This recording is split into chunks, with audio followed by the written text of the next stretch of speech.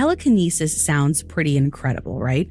Moving objects without even touching them could be so convenient, especially massive things like furniture. Talk about redecorating made easy.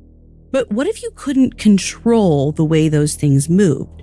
If suddenly inanimate objects just launched away from your body whenever you tried to touch them? Even dangerous objects like knives and scissors, the kinds of things that could really hurt somebody if they fly across the room. Now, that sounds a little less magical and a little more terrifying, doesn't it? Well, in the mid-1800s, this is exactly what happened to a 14-year-old French teenager who could not explain what was going on with her body. Her name was Angélique Cottin.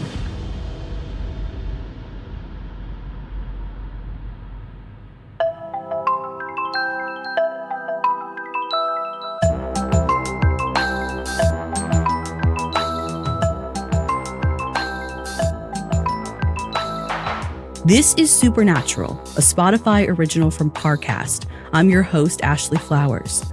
Every Wednesday, I'll be taking a deep dive into a real unexplained occurrence to try and figure out the truth.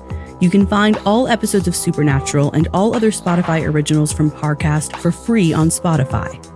This week, I'm looking at the case of Angélique Cottin, the so-called electric girl. This girl could move massive objects by barely touching them. Doctors and scientists at the time couldn't fully explain Angélique's powers, and in all the years since, no one has been able to come up with an answer. I'll have all that and more coming up. Stay with us. Before Angélique Cottin was dubbed the Electric Girl, she probably barely had even heard of electricity. Scientists knew about it, but in 1846, it doesn't play a role in the average person's life, especially not if you're a peasant in the French countryside. Early prototypes of electric light bulbs have been invented, but they aren't regularly used in anyone's home. Houses are still warmed by fires and lit by oil or gas lamps and candles. That includes the house of Angélique Cottin's aunt in Orne, an area in France's Normandy region, where on January 15, 1846, Angélique is working at a loom. This is a daily activity for Angélique. Even though she's only 14, her family needs her to work to keep everybody clothed and fed. There's no time or money for a formal education. Only weaving, specifically silk gloves. The loom is set up at a heavy wooden table. Angélique and 3 other girls are chatting and laughing while they work. It's stormy outside and has been all week, but otherwise things couldn't be more normal. At least until the 4 girls start to feel something underneath their hands. It appears that the table is shaking. The odd part is nothing else in the room is moving, only this giant heavy wood counter which is definitely rocking back and forth and seemingly on its own. All of the girls step back nervously, watching as the table keeps jerking violently and then flips itself over, sending their whole workstation flying. Now, the girls just stand by there for a minute, totally gobsmacked, waiting to see what happens next. But now, the room is completely still. So they all turn to each other slowly and immediately start arguing. One of them must have been playing a trick on the others, although none of them saw anyone push the table. Eventually, one of the girls is like, okay, enough. We have to let this go. These gloves aren't going to weave themselves. So it takes the strength of all 4 of these young women to turn the table over again. They set everything back up and return to work. At least for a few minutes, before the table starts to wobble again. This time, the girls aren't annoyed, they're freaked out. They just saw how heavy that table is, and they know that none of them could be moving it on purpose. The only other explanation that they can think of is witchcraft. And for a bunch of devout Catholics in the 1800s, this is a very terrifying and serious possibility. Which is why it literally sends them running. They stampede out of the cottage screaming. The neighbors hear them and rush over to help, but when the girls tell them what happened, the neighbors kind of just laugh at them. Like, there's gotta be a more grounded explanation for this. So the girls eventually calm down. Reluctantly, they agree that maybe they did overreact, and they head back to the loom and everything seems normal. That is until Angélique touches her yarn. As soon as her hand hits the thread, the whole frame of her loom starts to shake aggressively. The girls all back away. At this point, they don't even want to be in the same room as her. But they have to do something, so they decide to call in someone older and a bit wiser, Angélique's aunt. After hearing their story, Angélique's aunt comes to exactly the same conclusion as the girls. This has got to be witchcraft. Her niece must be possessed by some kind of demon. Now, I have no idea what Angélique was thinking or feeling at this point. Like most peasant girls at the time, she most likely didn't know how to read or write, so she probably didn't leave any personal record behind. But it seems fair to assume she'd be horrified. I mean, being accused of witchcraft is no joke. Angélique would have definitely heard about the people who'd been burned at the stake, usually for far less than what she'd just done. So when her aunt takes her to the local minister, Angélique probably figures she's in for some kind of nasty backlash. But instead, the minister just laughs. He thinks the whole thing must be their imagination running wild. Still, Angélique's aunt demands he perform an exorcism just to be safe, and he agrees under one condition. He's going to need a demonstration of Angélique's so-called curse. The teenager takes off one of her gloves and puts it down on the minister's kitchen chair.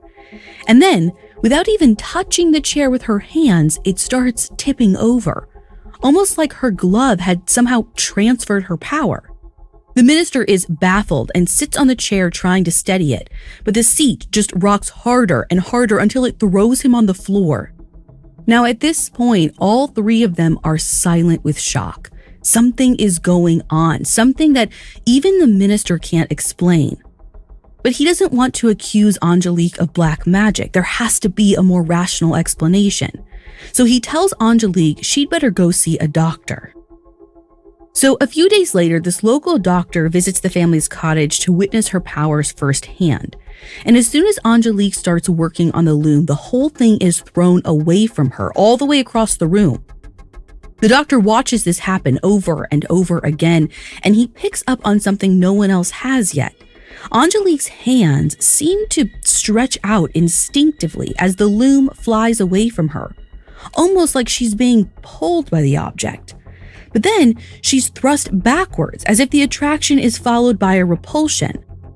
The doctor is fascinated. He has Angélique reset the loom one more time, only this time he tries to hold the loom to keep it steady. But once the shaking begins, he realizes the force is too strong. He gets thrown across the room along with the table and the loom. Like the energy is too powerful for even a grown man to resist. The doctor can't explain it. He only gets more confused when he revisits Angélique a few days later because her abilities seem to have escalated even further. After Angélique sits down on a wooden chair, the seat flies backwards and she's thrown to the ground. Even when 3 strong men try to hold the chair down, it still lands several yards away. And now, when Angélique's just walking around the house, small objects around her start to move without her even laying a finger on them. I'm talking tongs, books, even shovels go soaring through the house. The scissors she has strapped to her dress also go flying into the air. Her family even has to start dodging burning firewood. It's a nightmare. After a few days of this, the doctor admits he needs some backup. So he takes Angélique to the next town over to see 2 more doctors. And for this little demonstration, he decides to push Angélique a bit to see how far her abilities can really go. He finds a 150-pound wooden block and has Angélique sit beside it so her dress just barely brushes the block. The slab immediately rises 4 inches off the ground. Then it falls, and it does this over and over, apparently as many as 40 times in 1 minute. Even when 3 men sit on the block, it rises with the same force. There's absolutely no way Angélique could lift that much weight on her own. The problem is none of these doctors have a clue what's going on, which means they can't help Angélique when her abilities progress from weird to downright life-threatening. Coming up, Angélique's powers change her life for the worse. The world is full of con men, fantasists, and corrupt authority figures. There are respected spiritual leaders who ask way too much of their followers, global companies with unexpected motives, and governments that value profit over all else. Luckily for us, the world is also full of people who stand up for what they believe in, even if it turns their lives upside down. I'm Pat Rodriguez, host of Whistleblowers, the new podcast series that explores the biggest, most bizarre lies in history through the eyes of those who risked absolutely everything to expose them.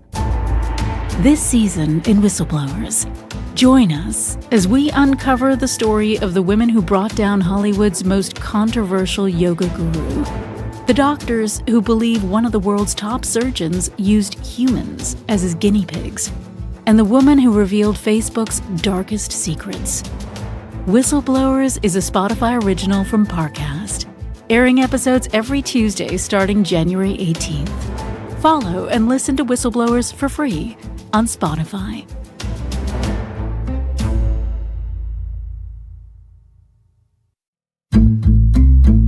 The world is full of con men, fantasists, and corrupt authority figures. There are respected spiritual leaders who ask way too much of their followers, global companies with unexpected motives, and governments that value profit over all else. Luckily for us, the world is also full of people who stand up for what they believe in, even if it turns their lives upside down. I'm Pat Rodriguez, host of Whistleblowers, the new Parcast series that explores the biggest, most bizarre lies in history through the eyes of those who risked absolutely everything to expose them. This season in Whistleblowers, join us as we uncover the story of the women who brought down Hollywood's most controversial yoga guru, the doctors who believe one of the world's top surgeons used humans as his guinea pigs, and the woman who revealed Facebook's darkest secrets. Whistleblowers is a Spotify original from Parcast, airing episodes every Tuesday starting January 18th. Follow and listen to Whistleblowers for free on Spotify.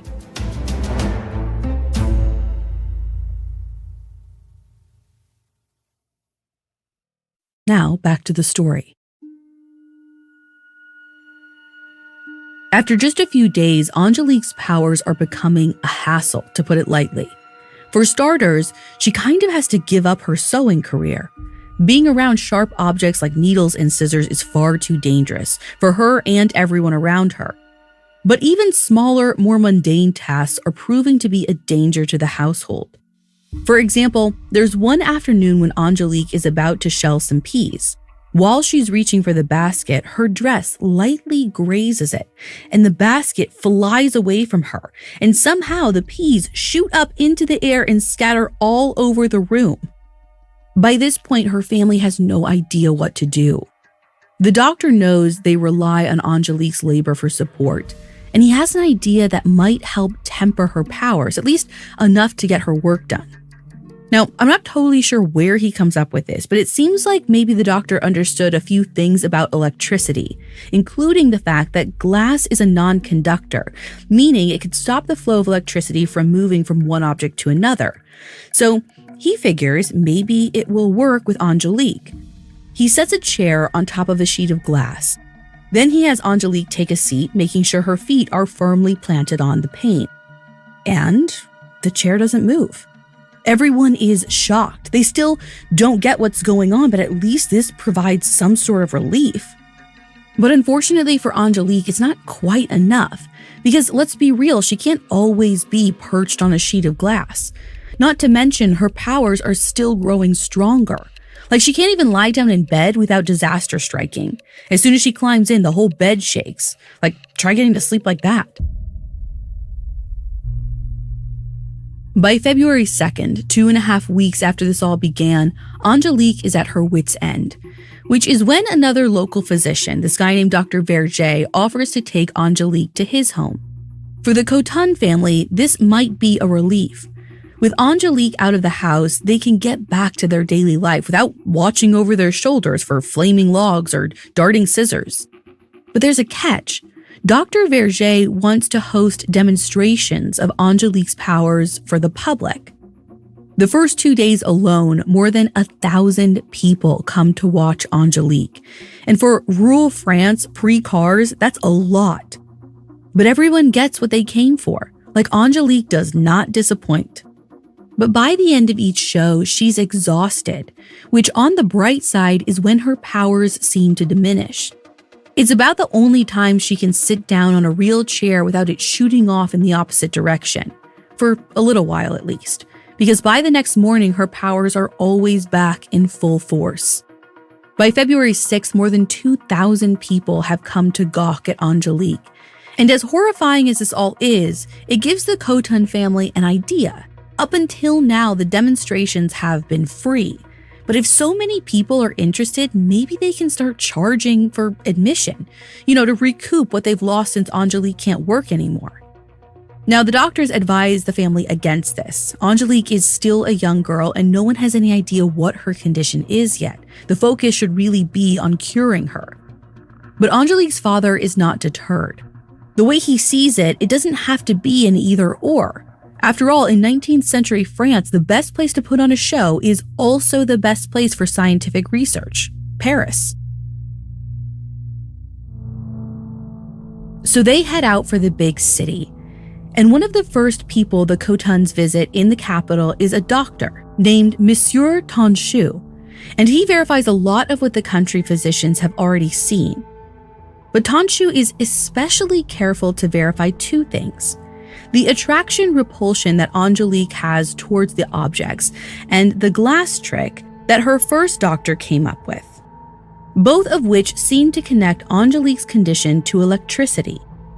And Dr. Tanchou makes some other observations that no one's really noticed before. For starters, Angélique's left side seems to exert a stronger force than her right. Her left hand is also much warmer than her right, and it trembles a bit. Her pulse is irregular, and her heartbeat is very fast, bouncing between 100 and 120 beats a minute, while the average person is somewhere between 60 and 100. When she exerts her powers, a cool breeze seems to blow off her. And when her fingers touch the north pole of a magnet, she receives a shock, but when she touches the south pole, nothing happens. Tanchou also notices that Angélique's powers vary over the course of a day. She's most powerful between 7 and 9 in the evening, which Tanchou suspects may be a response to the main meal of the day, which Angélique eats at 6 p.m. She's also more powerful when she's calm, happy, and even distracted from her powers. Meanwhile, stress seems to weaken her. But for all of Tanchou's observations, he still doesn't have any concrete answers for the girl's condition. He figures that maybe this isn't a job for a physician. So he writes up a report and brings it to the Academy of Sciences. These are the bigwigs, the most respected scientists in the country. They span all different fields, from mathematics to anatomy. If what's happening to Angélique is rooted in science, then they're the best guys to figure it out. When they first see Tanchou's report, plenty of them are skeptical. But Angélique is already the talk of France. So the members agree. They're going to dedicate a committee of 6 scientists to studying Angélique. They're going to figure out exactly what's causing her powers, no matter what they have to do to their test subject in the process. Coming up, scientists push Angélique too far. Now back to the story. It's February 17, 1846, a little over a month since Angélique's powers appeared. 6 of France's top scientists are observing her at the Jardin des Plantes, the city's famous botanical garden. Angélique repeats her signature flying chair demonstration, and as soon as she sits down, the usual thing happens. One of the committee members even tries to hold down the chair, to no avail. Without doing much further observation, the scientists agree with Dr. Tanchou. This must somehow be related to electricity, and it's time to put that theory to the test. What they do is they put Angélique's hand on a voltaic battery, which is basically one of the first batteries ever invented. It's not something Angélique would have been familiar with, but it looks pretty innocent. Unlike the other component they use, which is a dead frog. Not just any dead frog, this one has been skinned and partially dissected so that its spinal nerves are exposed. And the scientists put it right on Angélique's bare arm. She holds still, absolutely terrified, and waits until the dead frog actually jumps. Poor Angélique is horrified. Now, I should note the frog hasn't actually come back from the dead. It moved as a result of the electrical current that ran from the battery through Angélique and into the frog, which honestly could have happened with anybody. It doesn't require an electric girl like Angélique to be a conduit. Now, I'm not totally sure what the committee members were hoping to get out of this. Maybe they didn't know enough about electricity to realize that this test was pretty useless, but they aren't deterred. They have plenty of other experiments that they plan to test out on Angélique, except they never get the chance. Because after this first meeting with the scientists, Angélique's abilities quickly diminish. This might be because she's traumatized by what happened with that frog. Apparently, every night she dreams of dead toads coming back to life.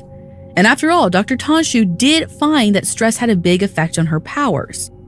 Through early March, Angélique is occasionally able to lift a table, but none of the committee members are ever there to see it, so they don't get to do any real scientific study on Angélique. Eventually, the Academy of Scientists puts out a report with very lukewarm, inconclusive thoughts. They admit that they once saw Angélique move a chair, but they couldn't say why it was happening. By the end of March, Angélique's powers were totally gone. And as far as I know, they never came back. In the end, she never really got answers to what was happening. Although there were other so-called electric girls who came after Angélique, both Americans. The first was Lulu Hurst, the Georgia Wonder, who performed in the early 1880s. Around the same time, there was Dixie Haygood, who went by the stage name Annie Abbott, the Little Georgia Magnet. Both of these women made names for themselves as performers, not as subjects of scientific study. And they did well too. They could move heavy pieces of furniture even when they were held down by a few strong men. And they publicly claimed that their abilities were fueled by electricity, although they never explained exactly how they'd gotten that power or how it worked. That is, until Lulu actually wrote an autobiography admitting that her abilities were all stage magic. And Dixie Haygood most likely used similar tricks. But this doesn't mean Angélique's powers weren't real. After all, they happened in multiple locations, which would have made stage magic pretty difficult to pull off consistently. Not to mention, she lost her powers right before she started profiting off of them. If this was all an elaborate hoax, you'd think she would have put on a show for paying customers instead of just country doctors and baffled scientists. And those experts who studied Angélique extensively could not debunk it at all. One of them said, quote, "Here in the province, we are not very learned, but we are often very mistrustful. In the present case, we have examined, re-examined, taken every possible precaution against deception, and the more we have seen, the deeper has been our conviction of the reality of the phenomenon." We have to assume that whatever was going on with Angélique, she wasn't faking it, which leaves us stranded in the same conundrum as all those doctors and scientists in the 1800s. You'd think that today, with almost 2 centuries of scientific progress, we'd have a better understanding of what was happening, but not really. If anything, it's even harder to explain knowing everything we do about science. Like, there are living creatures that can generate electric fields all on their own. They're called electric fish. This may have actually inspired the doctors and scientists who examined Angélique. After all, if a fish can carry its own electric charge, then why not a human, right? In the late 19th century, the understanding of how these electric fish worked was limited, but today we know a lot more about them. They have a special electric organ, sort of like an internal battery that generates the electricity. And since the human body isn't equipped with anything similar, it seems unlikely that Angélique was operating in the same way as these fish. But even today, it's not like scientists have figured out everything. If all the discoveries of the past few centuries have taught us anything, it's that just because we can't explain something, that doesn't mean it's not real or not possible. And in the end, there's a very fine line between science and magic.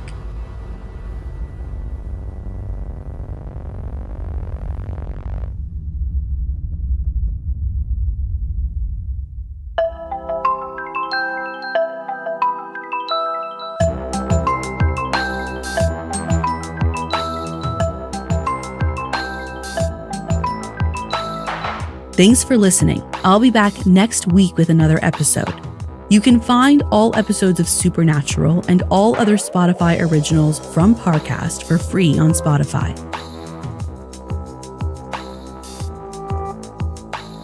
Supernatural stars Ashley Flowers and is a Spotify original from Parcast. It's executive produced by Max Cutler, sound designed by Carrie Murphy, with production assistance by Ron Shapiro, Trent Williamson, and Carly Madden. This episode of Supernatural was written by Nora Battelle, with writing assistance by Lori Gottlieb and Kate Gallagher. Fact-checking by Adriana Romero and research by Mickey Taylor. To hear more stories hosted by me, check out Crime Junkie and all Audio Chuck originals.